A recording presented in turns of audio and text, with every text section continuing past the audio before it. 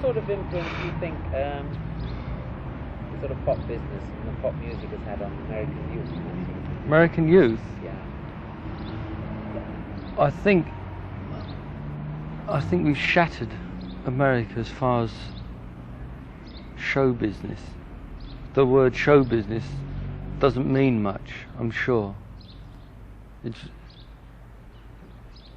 You see, 10 years ago, you had Frankie Lane tour in England. It was a big thing, and when you've got, he was filling theatres and everything. When you've got sort of local boys doing it, it puts a much different light on the matter. It really is.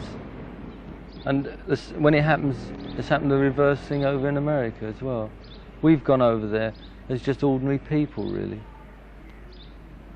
You know, it's very strange. There is no longer, I don't think, there's a professional cult, but there's not a show business cult. There's still people that believe it, but I don't think that there is a thing. Barbra Streisand is probably the newest example of showbiz. And I don't think people, I think America swallow her for being showbiz. Americans love showbiz, but that she hasn't been the big thing here because she is too much of a showbiz thing, I think. But I think in American show business, they through having this appeal of being the best in the world in show business, this sort of thing, they've created some of the best. Yeah. They really have. But I think what the biggest thing that British groups have done, starting with the Beatles, and that have proved that there really isn't anything in it, although there may well be. But it isn't what people see on the stage as. It's not a gold and glistening life that people, when they think of Frank Sinatra, they think that's what it is, really. I mean, they don't think of him with a headache. They don't think. They've cut out the glamour of it, and they sort of feel that anybody could sort of be a success in show.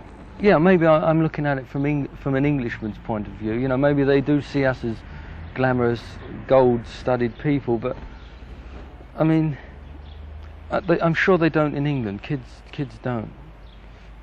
I think there's a lot of American kids that don't also. You know, it's very strange. How do you think? Do you think there's any comparison then between this sort of acceptance of yourselves and pop music? How does it compare to the sort of legends and the acceptance of real jazz? You know, the real jazz musicians and the New Orleans jazz, that sort of thing. There again, what jazz is totally. Well, I mean, the sort of jazz people that you like, and the music you copied, the rhythm and blues people in the beginning. I mean, their music was a sort of religion, wasn't it? It was something that they sort of accepted. Yes, but it was not considered an art form at all, in the sense that people who played it were not really very good musicians, apparently. They really were just Negroes playing the trumpet. And people like Louis Armstrong and people like that have made that into an acceptable thing. As great as he is, he still made jazz an acceptable thing. You see, it's very strange, because that's another facet of America that you can't really understand, is the Negro. Because our music, we're selling our music back to American boys who probably never even heard of the people who we copied half of it from. This was in the beginning, but I suppose influences, yes. We're selling our influences back, our way of doing it. Maybe it's more acceptable the way we do it. Although I can't very well answer a lot about that, because I'm just part of the thing, you know. I don't actually create the songs or anything. But you know, I think the Beatles, you know, when you get a version of Long Tall Sally by the Beatles sold 500,000 records, and you've got Little Richards, which is 10 times better, selling 300 copies, although it was a hit record, I know, but I mean that sort of thing, then it's just remodelling a thing and making it acceptable. And it's only acceptable because the Beatles have done it. And the same thing with us. We probably sold more records of something like let me think, something like Little Red Rooster than Howlin' Wolf ever thought of. But all we did was just do our version of Howlin' Wolf's Little Red Rooster, and yet it sold. You know, it's a very funny thing. I suppose it's the rapping they buy. Well, this is it's not just that, it's the rapping of the mass media, isn't it? This is what it is, right? I don't understand that really. In other words, they're rapped by television. I mean, they're rapped by the fact that the mass media gets hold of it. Yes, you see, yeah, well, the mass media, I mean, well, if you're television then, I call it television, you call it mass media. Television has got to have something that's entertaining, it's got to have something that's nice to look at. Although it doesn't have to, but that's what they put on it. And so Howlin' Wolf singing a song is not very acceptable as far as selling a record goes, as some good-looking white boy singing about the same song, but it's got a totally different meaning when he sings it. To them, anyway. Do you see anything sort of sinister? Sinister? In all this? What, in the mass media? No, in the sort of development of all this sort of influence and power that young people have and so on? No, not at all. You think it's... I think that it can get a bit sad at times, but I can't really answer that. You'll have to scrub that question out. Yeah, that's right, yeah, fine. Now, I mean, we were talking about showbiz and all that sort of thing. How do you think being a success like this has influenced you as a person? Well, I no longer think, unfortunately, about spending £5. That really is the only difference it's made to me. If something is £5 and I like it, I buy it. But it really probably isn't worth £5, although that might be to me. I know you've got 100 different answers for this, because if it's worth it to me, then I should have it. But I really don't think about spending £5. £100 I do, but not £5. Do you think it's changed your attitude to people? No, I think it's changed people's attitude to me. I don't think it's mine. I think that whereas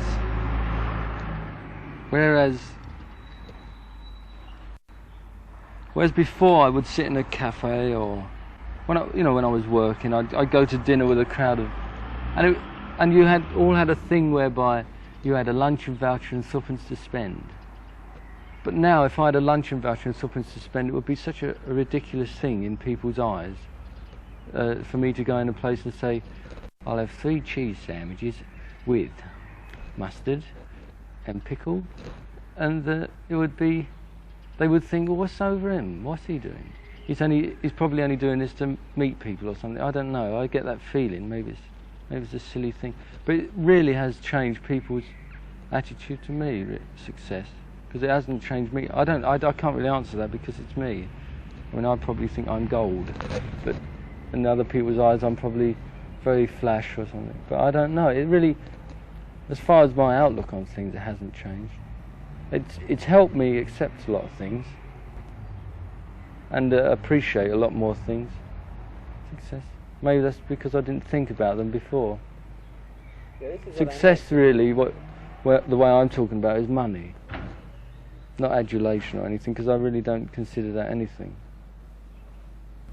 No, but success and money, of course, enables one, as you said, to do things, meet people, have more power in various different ways and that sort of thing, and it does open one's eyes to...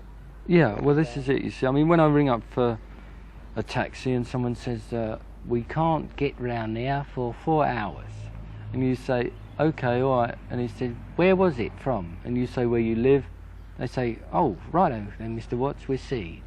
And there'll be a taxi there within 30 minutes, where some bloke who's probably, but I suppose that it's nice in a way, because if you sit back, you can accept a hell of a lot, which is not a very nice thing to do, I don't think. But there again, it's not very nice to have people keep coming up to you saying, your record's still one, isn't it? I mean, it's sort of so ridiculous that you can't you just say yes. The film's run out, but go on, carry on. No, I think that it's just changed other people's opinion. That was a very good answer, actually. one always imagines the person sort of inside, sort of battling everything. It's true. That's the worst thing of it. People change their attitude to you. Yeah. You know, I went down to Tiles the other day. Oh, yeah. Filming in Tiles. Now you see, it's an extraordinary place because it belongs to the kids. You know, it's theirs, and they got their little streets. Have you been in there? No. They've got little streets down there, and they call it Tiles Street. And hey, that's good fun. They've got their own little street, Tiles Street, you know, and they've got their own shops, and the girls can have Where is manicures it? there. This is on Oxford Street. Who opened it? I don't know, some sort of guy, and he has pop groups there, and they pop groups play there. That's for the only reason I know. You see. 78 hours at a time. You know, they just play 78 hours at a time. And the kids go in there, and they come from work, and they have a manicure for £50, and a face pack for £50, and they've got record shops, shoe shops, and everything, all in this sort of cavern place under the ground in Oxford Street. But Lovely. there's nothing sort of, they just, you know, they're just there, they're happy. And, you know, they've got their own sort of thing. It's really Yeah. a sort of religion, isn't it? Yeah. And it's really rather fantastic. Really doesn't last though. I wonder how long it all lasts. No, well, it won't last long because as soon as the kids get old enough, it won't last any time. No, but there'll be more kids. Yeah, and they create something completely new and ridiculous, and people will say, how outlandish. What do you How think can they're you have gonna create shoulder... next? What are they going to create next? What's going to be created next? I don't know, unless someone like... Unless a thing like... I don't know. I don't really know. What do you mean, clothes and things like that? Or you mean music or something? Music. I don't know, because unless a big thing happens like happened here 4 years ago, the groups became very popular, and that it will just get very boring, and the top groups will make hit records. It'll be just like it is now, I think, but not forever. But I mean, as long as they care to recall, I suppose. How do you see your own music and your own group developing in the future? Develop? I don't know. I think it's getting better. Yeah.